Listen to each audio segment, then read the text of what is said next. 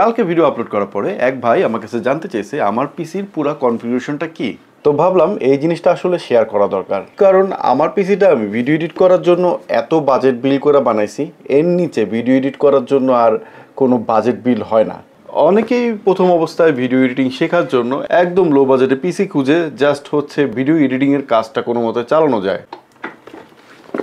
তাদের জন্য অনেক হেল্পফুল হবে আমার এই ভিডিওটা। কিছু কথা ক্লিয়ার করে দিই, আমার এটা বাজেট বিল। ভাই, কোনো বড় লোকের সন্তানরা থাকলে প্লিজ আমার ভিডিওতে এসে উল্টাপাল্টা কমেন্ট করো না। তোমাদের লিকুইড কুলার এই সেই বিভিন্ন বিষয় নিয়ে আমাকে জানানোর দরকার নাই, কারণ আমার ভিডিও এডিটিং এর জন্য আমার এত টাকা বাজেট ছিল, আমি ওই টাকার ভিতর পিসিটা বিল করছি। তোমাদের শুনানি দিয়ে আমার কোনো কিছু যায় আসে না। আমার যখন দরকার হবে আমি তখন আবার ভালো বাজেটের পিসি একটা বানায় নিব। এই বিলটা দিয়ে তোমরা premier pro, after effect easily চালাতে পারবা 1080p-তে, কোনো ঝামেলা হবে না। কিন্তু 4K-তে চালাতে গেলে দেখা যাবে একটু ঝামেলা হবে যখন টাইমলাইনটা অনেক বড় হয়ে যাবে। এর জন্য যেটা করতে হবে, প্রক্সি ইউজ করতে হবে।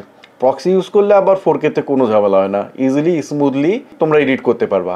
আর যারা প্রক্সি বুঝো না তাদেরকে খুব সাধারণ একটা জ্ঞান দিয়ে দিই। প্রক্সি হইতেছে এরকম, তোমার 4K ভিডিওর একটা নর্মাল ভার্সন তৈরি হবে, ওইটার উপরে সব এডিট সবকিছু অ্যাড হবে। তারপর যখন তুমি রেন্ডার দিবা তখন তোমার মেইন 4K যে ভিডিওটা 4K-তে রেন্ডার হয়ে বাইরে আসবে। যতটা সহজভাবে বলা সম্ভব ছিল আমার পক্ষে আমি বলছি। অনেক কথা হয়েছে, চলো এবার আমার লো বাজেট পিসিতে যাই। এটা পার্স আমি খুলে দেখাইতে পারবো না, আমি জাস্ট বলে দিই ভিতরে কি কি আছে, তোমরা বুঝে নাও। প্রথমে যদি বলি প্রসেসর হচ্ছে Ryzen 3200G।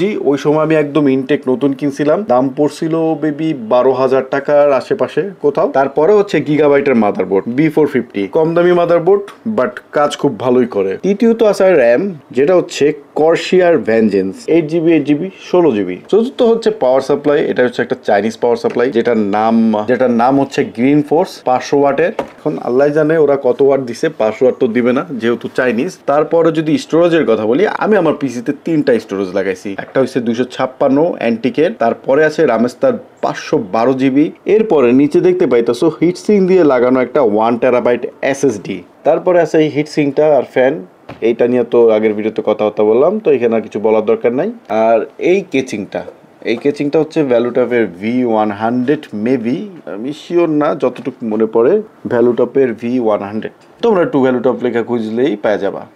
ওকে, এরকম কনফিগারেশনে তোমরা যদি বিল করো, তোমরা কিন্তু ইজিতে premiere pro, after effect use করতে পারবা। আর ওই যে বললাম না, 4K-টা ইউজ করলে তোমাদের প্রক্সি ইউজ করতে হবে। এমনি 4K 1 মিনিটের গিয়ে রিলস তৈরি করতে কোনোই ঝামেলা হয় না, যত ইফেক্ট দেই। কিন্তু ঝামেলাটা বাদে যখন ভিডিওর লেন্থ 7 থেকে 8 মিনিট 10 মিনিট হয়ে যায়, তখন দেখা যায় কিন্তু প্রচুর ল্যাগ দেয়, তখন কোনো কাজ করা যায় না। প্রক্সি ছাড়া তখন কোনো উপায় নাই। তো আমার মতে মনে হয় যারা টিকটক বা রিলস ভিডিওর কাজ করে বা ফটোশপের হালকা পাতলা কাজ করে, তাদের জন্য এই কনফিগারেশনটা পুরাই ঠিক আছে। ওইটা স্মুথলি কাজ করা যাইব। আর যাদের বাপের অনেক টাকা পয়সা আছে, ভাই প্লিজ তোমাদের হেডমগিরি আমার ভিডিওর নিচে দেখাইতে এসো না প্লিজ।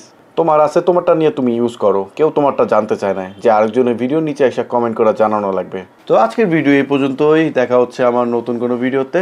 আল্লাহ হাফেজ।